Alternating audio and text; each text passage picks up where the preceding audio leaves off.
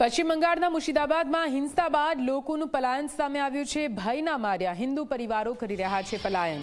નદી પાર કરીને માલદામાં શરણ લેવા માટે મજબૂર બની રહ્યા છે હિન્દુઓ। માલદાના શરણાર્થી શિબિરમાં હિન્દુ પરિવારો રહી રહ્યા છે। હિંસક લોકોએ પાણીમાં પણ ઝેર ભેરવી દેતા જીવનો ખતરો વધ્યો છે। લોકો કરી રહ્યા છે ન્યાયની માંગણી, ત્યારે વકફ કાયદાના વિરોધમાં મુસ્લિમ સમુદાયે તોફાન મચાવ્યું છે। હિન્દુ પરિવારોના ઘર દુકાનોમાં તોડફોડ કરતા ભયનો માહોલ।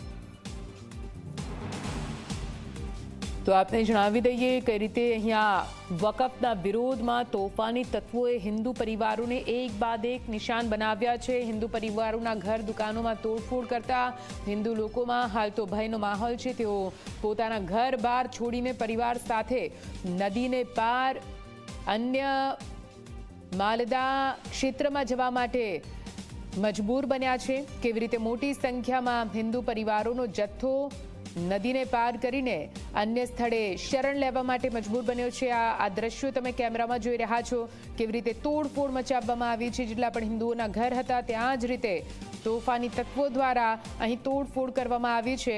વાત માત્ર વકફના બિલનો વિરોધ, કાયદાનો વિરોધ, પરંતુ આ જે વિરોધ જે રીતે કરવામાં આવી રહ્યો છે તે કેટલો યોગ્ય અહીંયા સવાલ ઉઠી રહ્યો છે।